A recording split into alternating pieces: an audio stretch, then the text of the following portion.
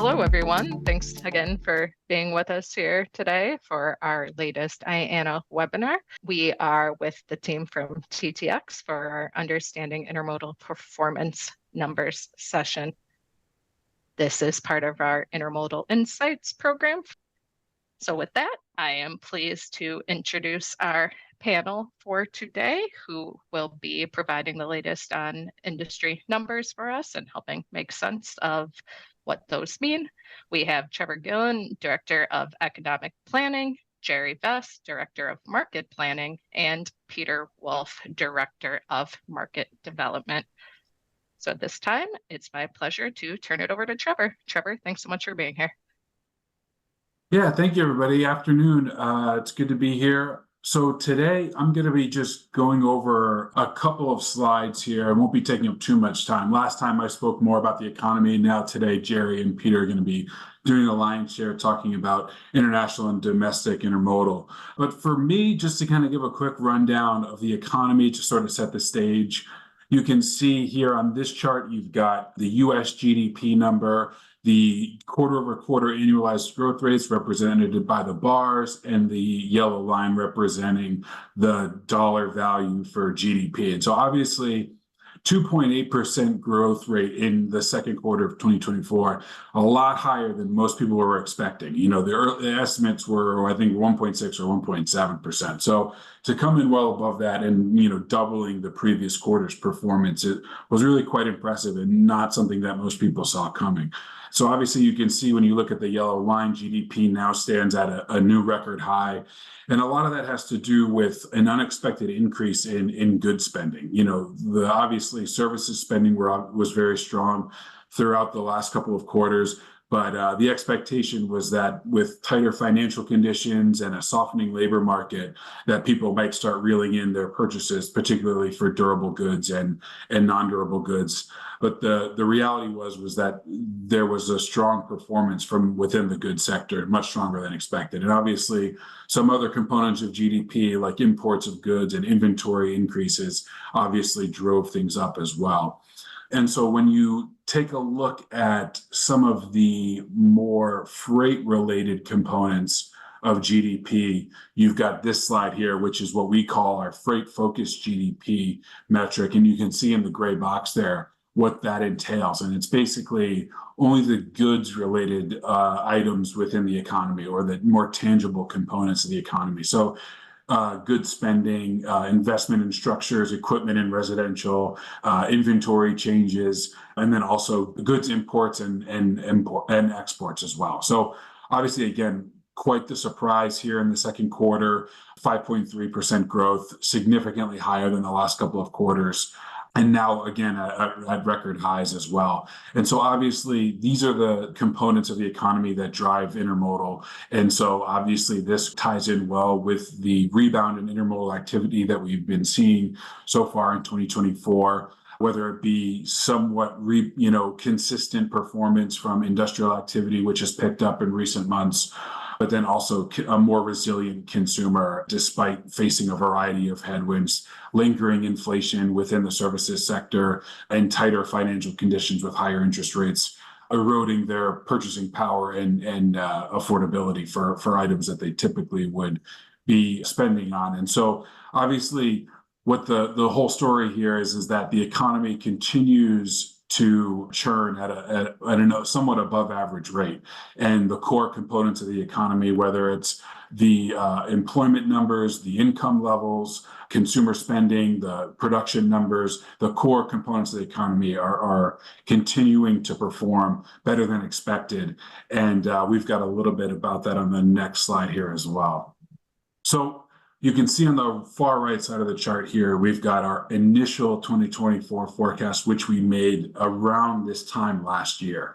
And then you could fast forward to what we're now projecting. For a lot of these numbers, you can see either negative numbers or close to near zero numbers are now, closer to, for example, GDP was around 0.8% this time last year was what we were expecting. Now it's at 2.2%. So given the fact that a lot of this economic data that comes out every month is continuing to surprise on the upside, and it's causing us to revise our forecast upwards. And you can see that applies for a lot of different economic components here.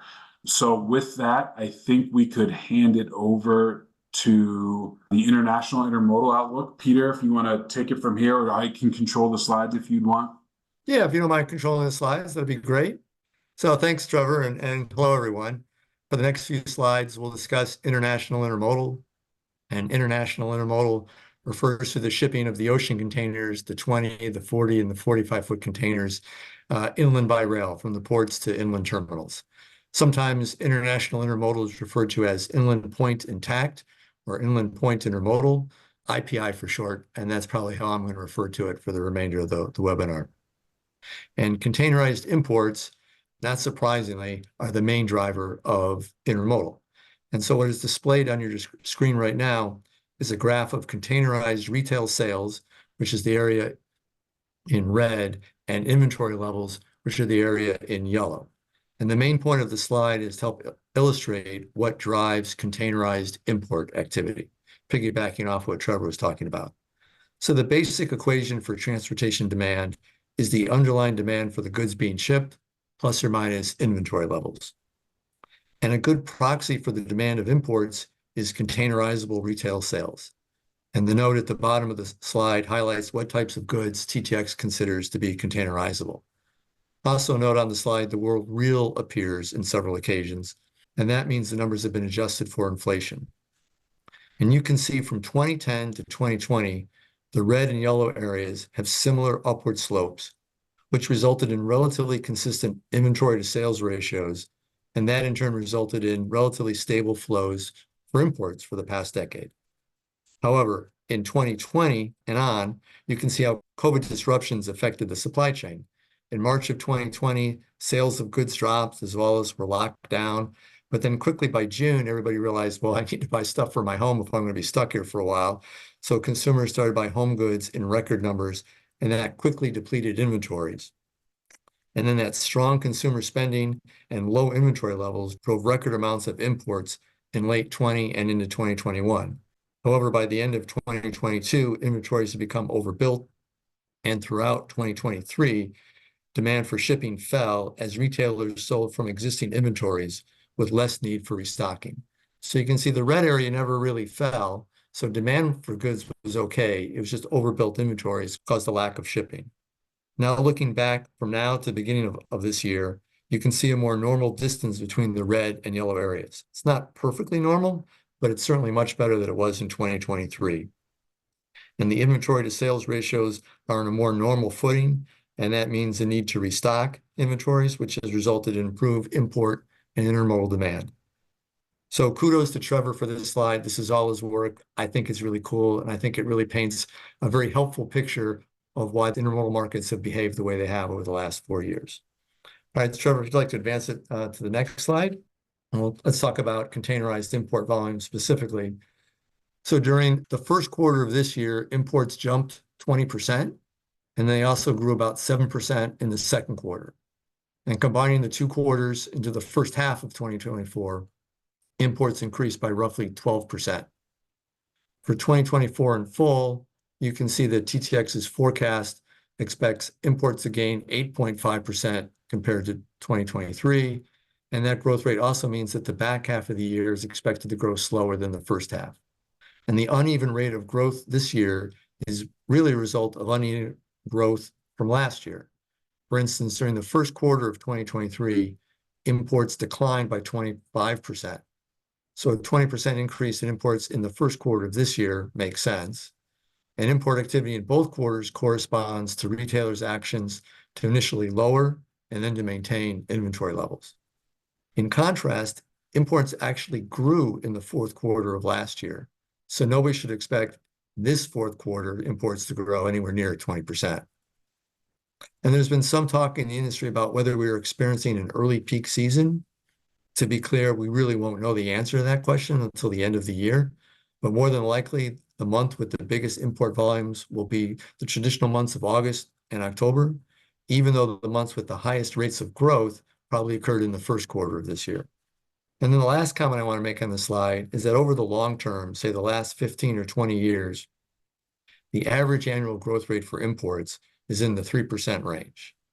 And I think, interestingly, if imports grow in the 8 to 9% range this year, then the average annual growth rate, say from 2018 till now, through the end of the year, will be about 2.2%.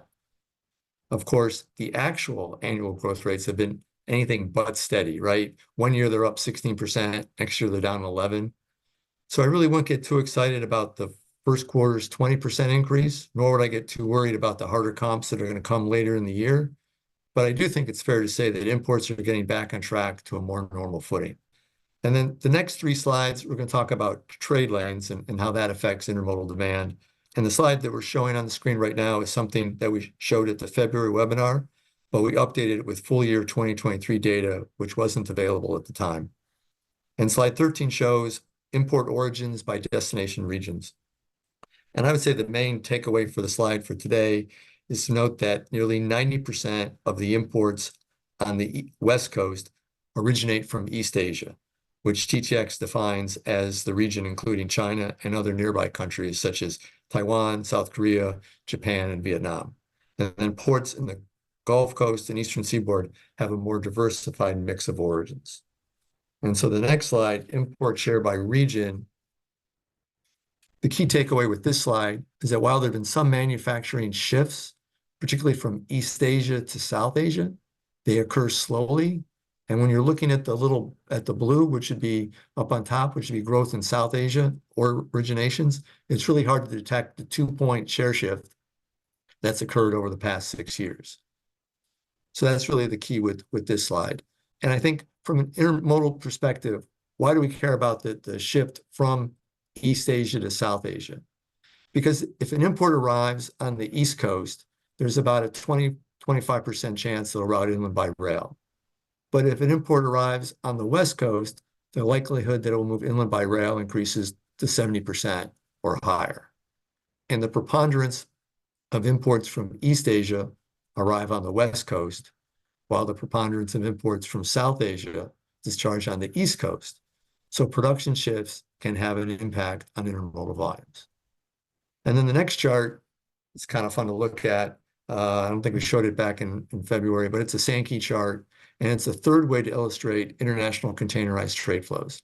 On the left side of the chart, you can see the blue area, which is China, and the light green area, which is all other countries in East Asia. Combined, those two countries originate nearly 2/3 of all US imports. And the thickest line across the chart from China is from China to Southern California.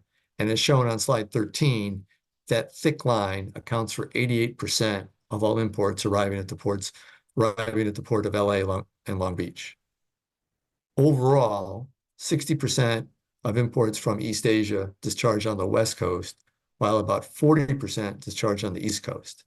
And this creates a nice transition to the next few slides that'll talk about all-water share. So all-water share refers to the share of imports that originate in East Asia, again, China and other nearby countries, that routes to the East Coast. For the first half of this year, all-water share declined by 1.2 share points compared to the first half of last year.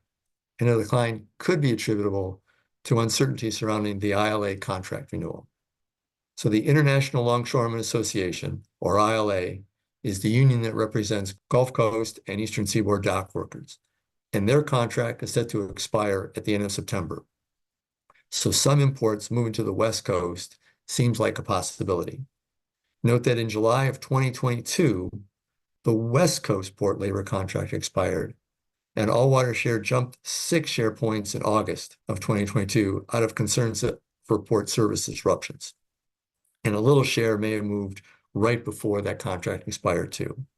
Putting the current 1.2 share shift in perspective, however, during the first half of the year, imports discharging on the West Coast increased over 800,000 TEUs compared to the first half of 2023.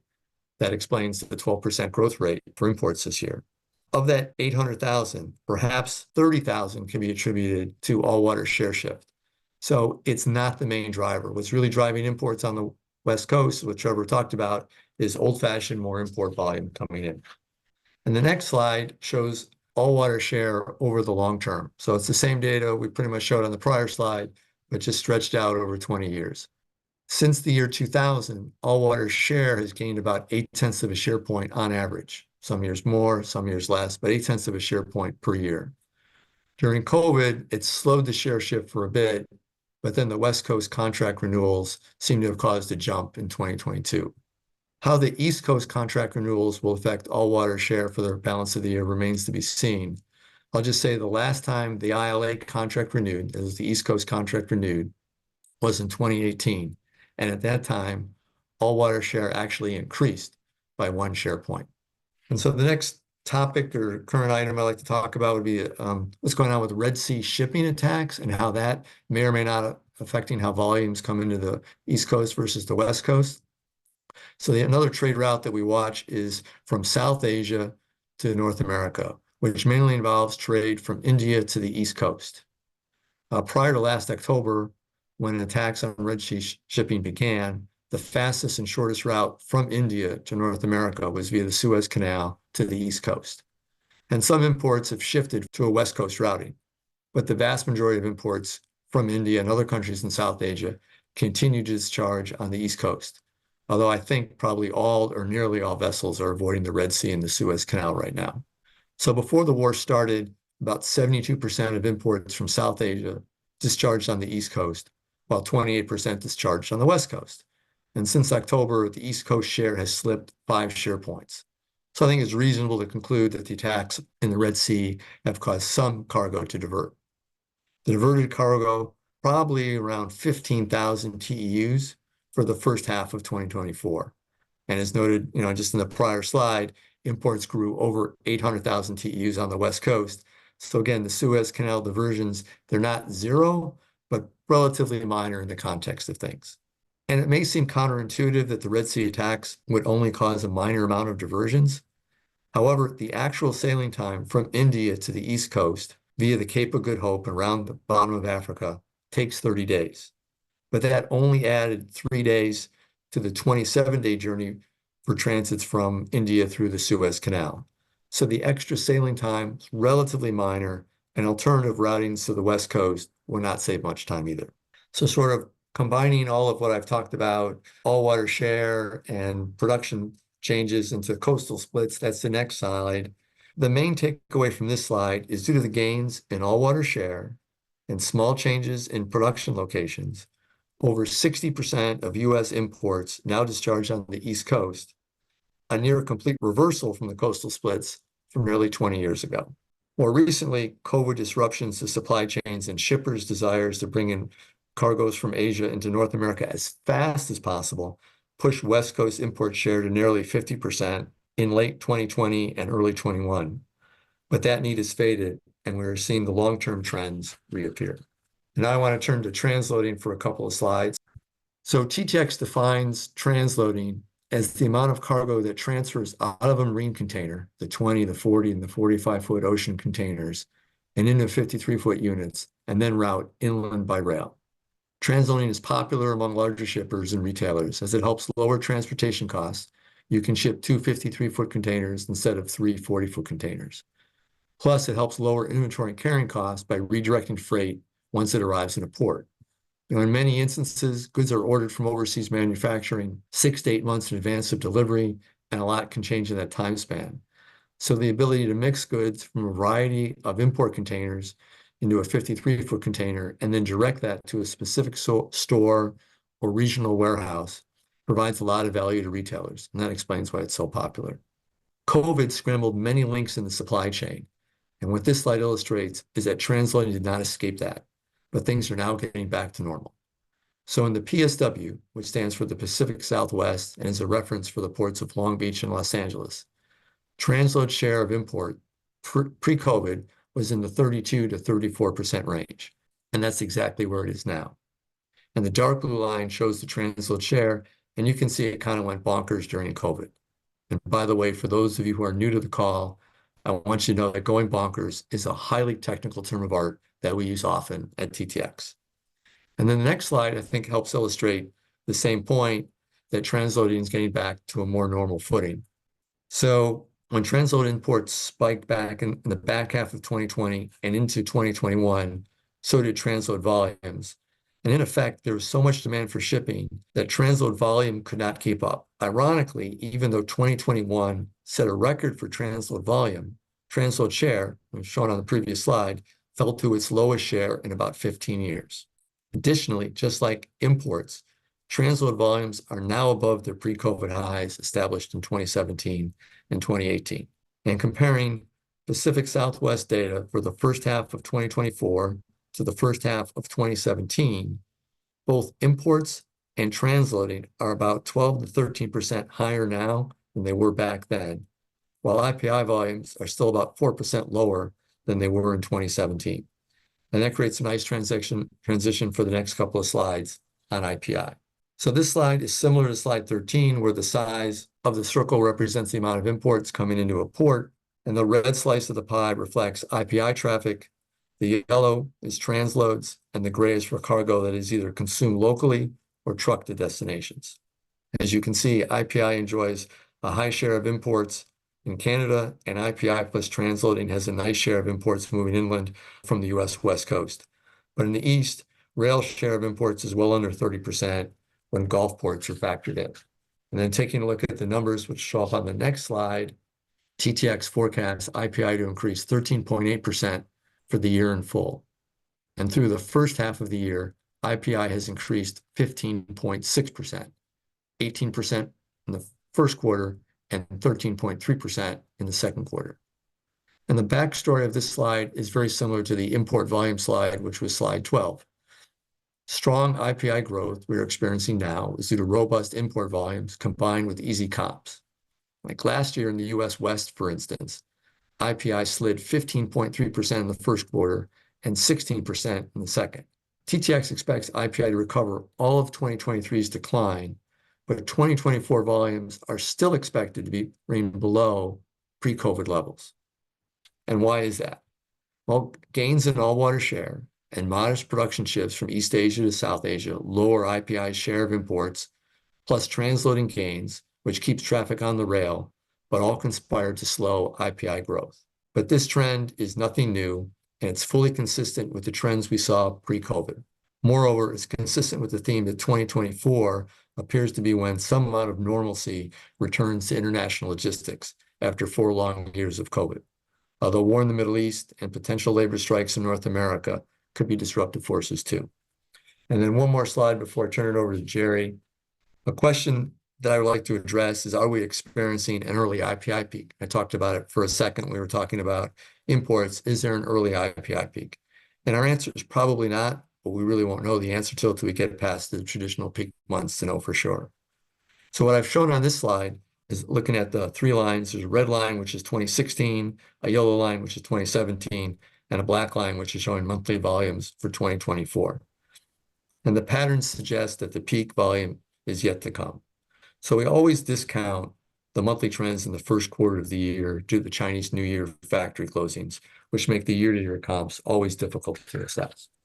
But in 2016 and 2017, both years showed a rapid uptick after the end of the Chinese New Year and growing volumes through April through June, followed by a drop in July, climbing to a peak in August, then dipping a bit in September, and increasing to another peak in October. And so far this year, IPI is following the seasonal trend. We'll know pretty soon if August volumes reach above May's highs, and preliminary data for June, or for July rather, suggests a solid IPI month. Even though July contains one more day than June, traditionally IPI in July suffers because you have the holiday of July 4th, and that kind of knocks out a good chunk of a week. But then it ramps back right back up in August. September has one fewer day and a holiday in it than both August and October. So that's why volumes tend to fall in September on a monthly basis. But on a daily basis, August, September, and October volumes should be pretty strong. So, we can't promise you a traditional peak season, but we suspect August and October will be 2 months with the most IPI volume. But just to remind everybody, the quarter of this year that will show the greatest growth rate due to the easy comps is the first quarter. And so now let me turn it over to Jerry, and he'll talk about domestic intermodal. Awesome. Thank you, Peter. And hello to everyone in the audience. I hope you all have been having a great summer so far. So I think I'll take a page out of Peter's book. And before I dive into domestic intermodal, I'll just take a quick second to define that for anyone that's new on the call, but domestic intermodal falls into one of two segments. So the first one is domestic containers, which is made up primarily of 53-foot containers, but also includes 48 and 60-foot containers. And then the second segment is all intermodal trailers. So if you add both of those together, you get to the total domestic intermodal market. But before I even jump into talking about the domestic intermodal market, I want to take a couple of minutes to tie some of the comments that Trevor and Peter had on the overall economy and on the international market into the North American freight market and where it is now, and a couple thoughts on our outlook to it. And then I'll cover the trucking market a little bit and wrap up with some discussion around domestic intermodal. So we're going to start out with a view of the North American freight market from a really high level. And to do this, I want to use the Cass Freight Index for shipments. And as the name implies, this is an index that is put out by Cass Information Systems, which is an outfit that provides freight bill payment and auditing services to a wide range of customers that produce raw materials and finished goods and ship them using all modes across North America. So they take all of that invoice data and roll it up into a series of indices that provide a good barometer of the total North American freight market. And as you can see, this index has been on a generally negative path going back to the later parts of 2022. And in fact, it's been 17 straight months as of June that this index has posted a year-over-year decline. And some of this ties into some of the things that Trevor mentioned on the table that he had at the end of his section. So manufacturing in North America has been a little bit flat. There's been the high interest rates that have impacted housing. Some other headwinds like that are contributing to this. And then the section on international, where Peter talked about the right sizing of inventories and the benefit that that's had for freight, has been a little bit of a positive overall, but overall a negative, kind of sluggish freight market across North America and looking at this index. But on the next slide, we can drill into a couple of drivers that are more specific to intermodal, in particularly domestic intermodal. So really, there's two sources of freight for the domestic intermodal market. Remember, when we say domestic, we're really referring to the equipment type and not the freight inside of the equipment. So it can either come as an import, which Peter just covered, and on the left hand of this slide, you can see a copy of the graph from one of the last slides Peter had.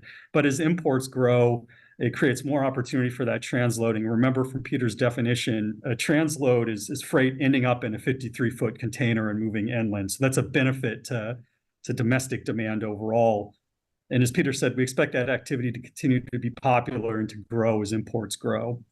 And then the new one is on the right, which is a view of manufacturing in North America, which produces domestic freight or domestically produced freight for the domestic intermodal market. But we're really not interested in all freight that's manufactured in North America. We're interested in the stuff that gets put into containers. So Trevor and his team create a measure that they call the Containerized Production Index. And I think the easiest way to explain the difference between this and some of the high-level kind of headline industrial production or manufacturing numbers you might see is with an example. So looking at the automotive industry, ultimately the auto industry is producing finished autos for us all to drive. Those do not ship in containers, so they are not included in this index. But they do create and consume a lot of auto parts that do move in containers and thus are included in this index. So what this is really trying to do is get from that high-level view of all manufacturing and drill into the stuff that really applies to domestic intermodal. You can see here that last year was a bit of a flat year, but we expect growth to recover this year and provide more of a tailwind. So while the overall freight market, when looking at that Cass index, is kind of sluggish, the sectors that apply to intermodal are much more positive and point towards growth moving forward. So if we jump to the next slide, we're going to transition from talking about the market overall and start talking a little bit more about the modes themselves. And I'll start with a few slides that cover trucking. And the first one here is looking at truck utilization and two measures that kind of come at it from different perspectives and different ways of calculating it, but I think show a similar story overall. So starting on the left, we have the Morgan Stanley Dry Van Truckload Freight Index. What this is an index that's measuring the supply and demand balance in the truck market overall. So the higher a line is on this graph, the tighter the market is, and the lower the line, the looser it is. There's a lot going on in this graph, so I'm just going to highlight a couple of the lines that I think apply to us now really quickly. But the red line with squares is 2024's data. The purple line with circles is last year, so 2023. 2022 is the royal blue line with circles, and then the black line with triangles is the long run average on this. So those are the three lines I'm going to be talking about here. But you can see on that royal blue line for 2022 that about the middle point of the year, the utilization really fell off and then went below the long run average. And really since then, looking at all of 23 and most of the first part of 24, it's bounced around in a fairly narrow range that's been mostly below that long run average line, the black line on that graph.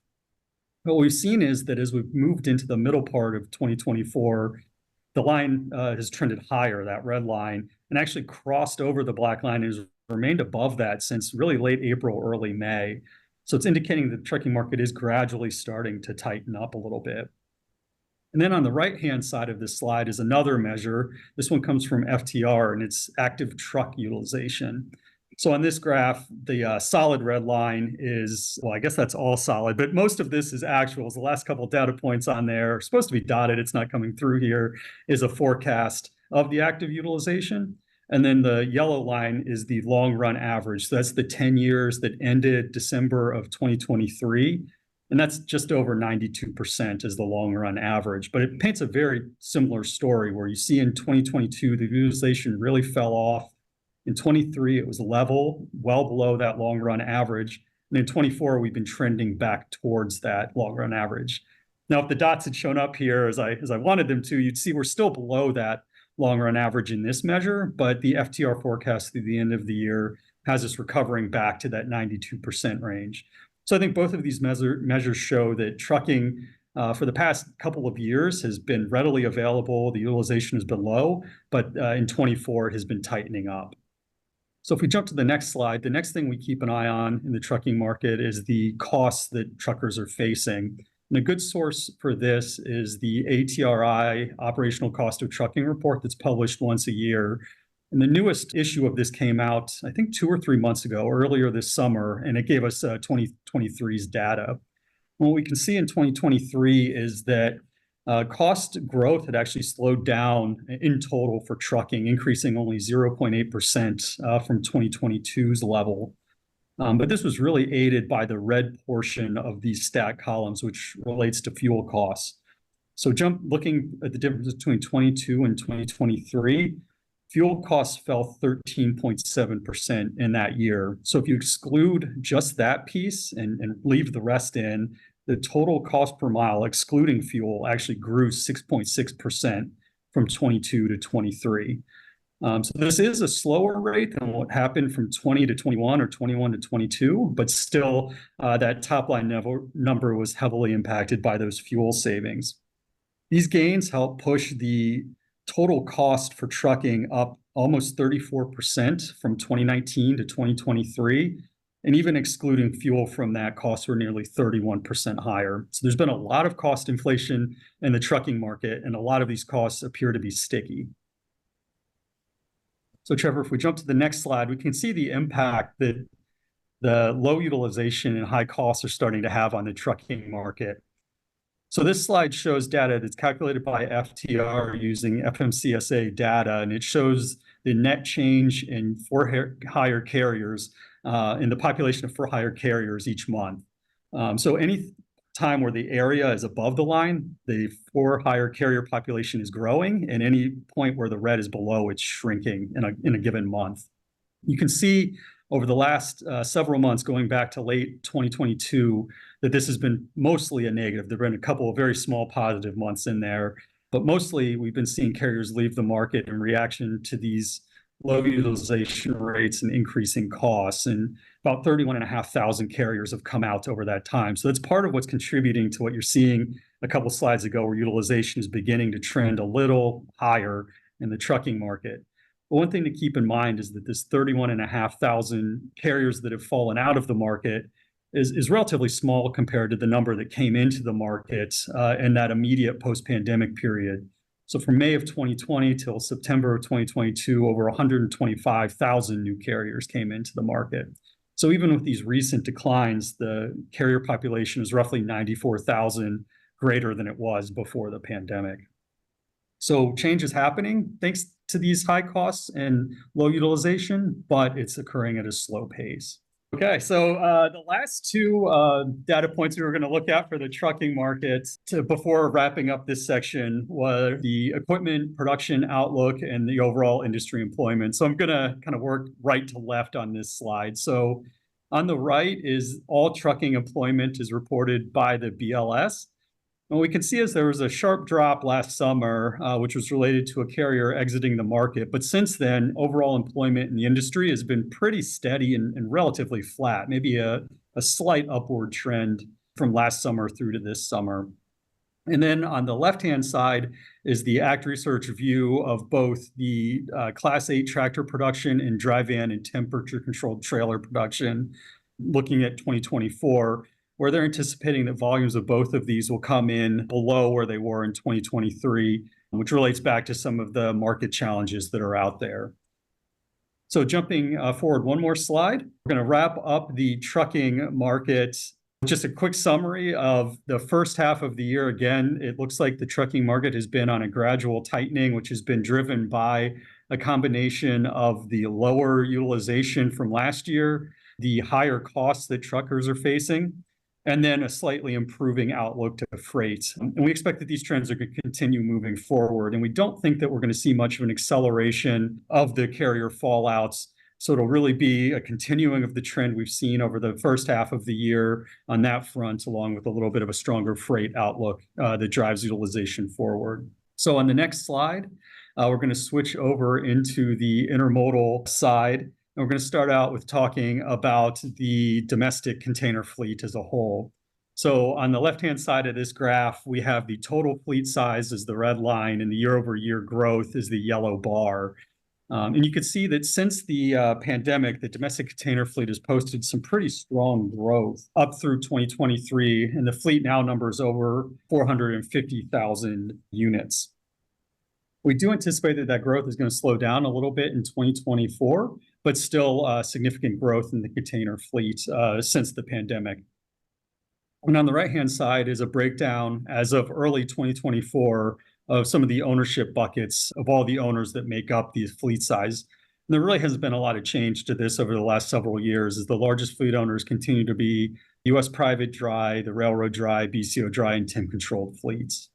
So jumping forward to the next slide gets to the domestic container performance.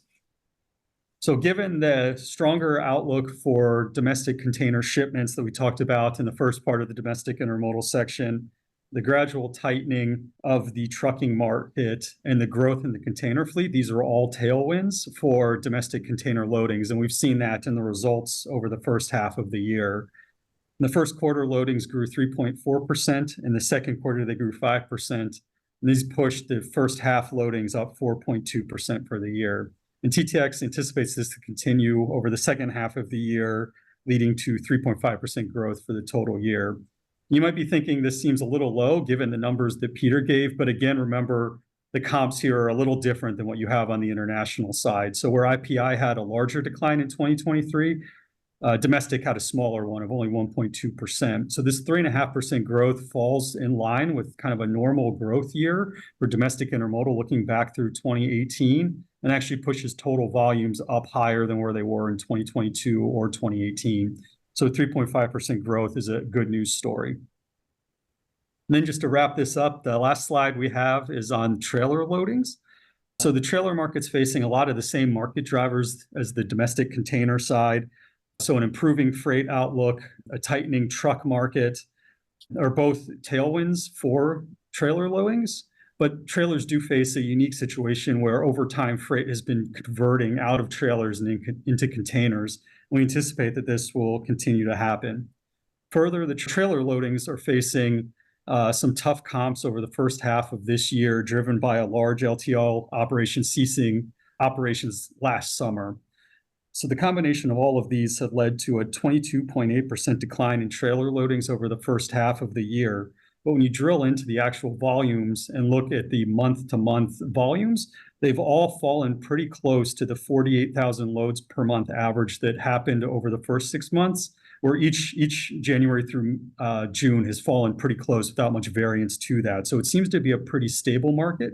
So given the strong outlook on freight, the tightening truck market, and the easier comps of the second half, TTX is forecasting that this decline will fall to 19.3% over the full year of 2024. So that wraps up the domestic intermodal section. I think I'll hand it over to Maya now. I think we have some time for some Q&A.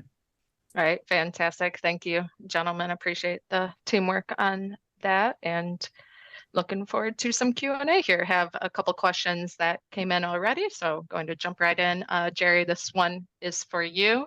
You mentioned not expecting an increase in domestic carrier exits from the marketplace with the rising sticky costs and slowing demand. This individual was hoping you could elaborate on why you feel fleet owners will be able to weather the back half of the year with depleted cash reserves. Yeah, I don't think we have one story that can kind of explain the gradual fallout. I know when we gave this webinar earlier this year and even last year, I was expecting, just speaking for myself, that truck fallouts would have happened a little quicker than they have. And I think there's several stories that help explain why they've been able to weather it to this point, and why I think moving forward is going to continue to be more of a slow rate of attrition. One is just from the market being at its highs in 21 and 22, truckers are able to build up a little bit of a rainy day fund, and that's kind of helped them weather this slower market now.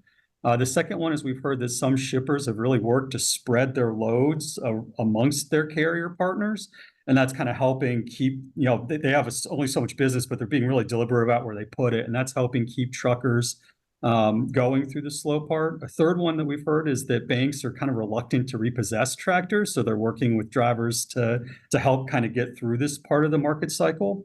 And the fourth one, I think, is just, trucking is a very hard job, but I think the drivers enjoy the freedom that comes with it. And with the perception being that the worst is probably behind us, I think a lot of them are just trying to hang on and wait for the market to really start to pick back up. So I don't know if any one of those fully explains it, but I think it's probably a combination of all four of those. All right. Thank you so much on that. Moving here, it says, is anyone able to comment on shipping lines' influence on IPI decline, or is motivation more from BCOs who gain logistics benefits, or something else? That's an interesting question. I don't know if I can give an interesting answer.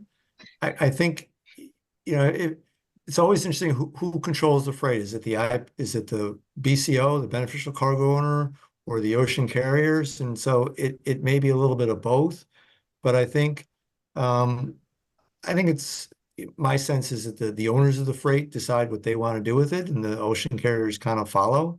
So if you're a major retailer, BCO, you may want to bring in freight into the four corners: Pacific Northwest, Pacific Southwest, East Coast, in the Gulf, to spread your freight around and hedge any bets against weather disruptions or other disruptions.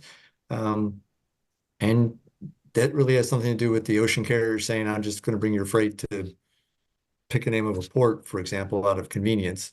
So I think it has to do a lot with the ocean carriers. With the shippers, and also the transloads provides carriers with a lot of benefits. I think the ocean carriers are probably indifferent to transloading. I mean, I think they're happy to have freight go port to port. So from some port overseas to a U.S. port, and not have their box go inland. And if shippers want their box to go inland, meaning IPI, they will accommodate that. But if the ocean carrier can get the box back to Asia faster for another load, they're happy with that too. So my needle would say, it could be a little ocean carrier, but I think it's more on the lines of the shipper making the decision. All right. Thank you so much, Peter.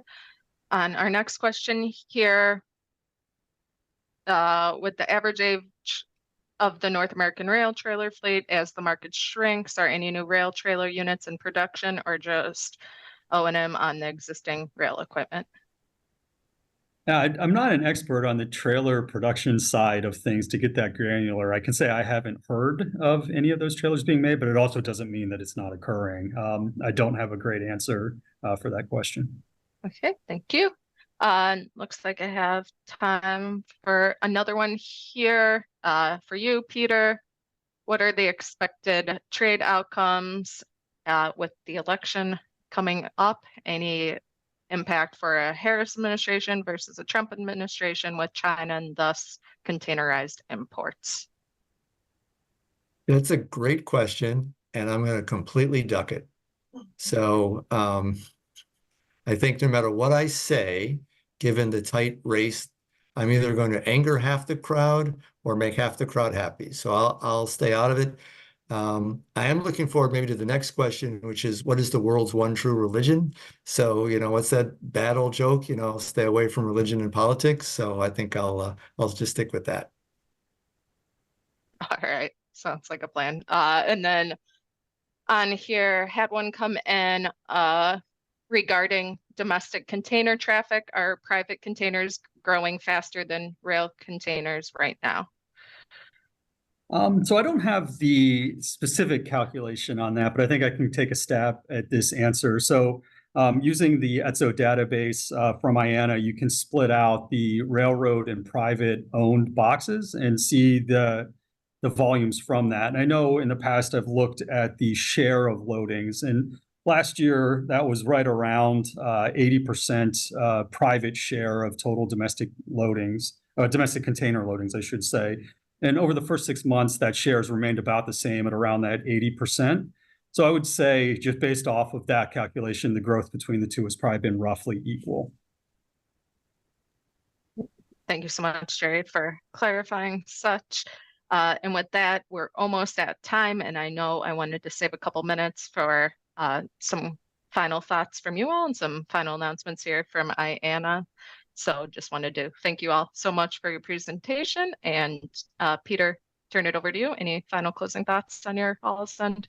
Yeah, thank you. I just want to say that Joni Casey, the president and CEO of IANA, announced her retirement last month, and this will probably be the last TTX webinar that occurs under her tutelage. And on behalf of TTX and all of us who've worked on these webinars, we want Joni and all of you to know how much we appreciate the opportunity. And none of this would have happened without Joni's support, encouragement, and faith in us. So congratulations to Joni on an outstanding career. Thank you for everything you've done for the intermodal industry. And last, we wish you the best, all the best in your retirement. Great. Thank you so much, Peter. That was a really nice message to end with for today. So appreciate your support and echo the kudos here for Joni on her retirement. So thank you all again. Joni says, my sincere thanks to the TTX team with 3 exclamation points back. So thank you all. So with that, we are going to wrap up. We're actually going to bring up a slide here so that everybody can see our closing announcements. Make sure you have the dates. We'll get this queued up. There you go. Expo is around the corner. We're just over a month away here. So make sure if you haven't gotten registered yet and are planning to join us, please do so ASAP. We're coming up on the room deadline for the hotel block. So try to get registered this week. If you haven't already, there's that link. We have more webinars coming up throughout the year. So check out that schedule on our website as well. So with that, I want to thank you all again, TTX, for being with us today. Appreciate your insight as always. It's always a pleasure working with you gentlemen, and greatly appreciate your time and insight, and want to thank everyone who was on the program with us as well. So thanks so much and enjoy the rest of your day. Take care all.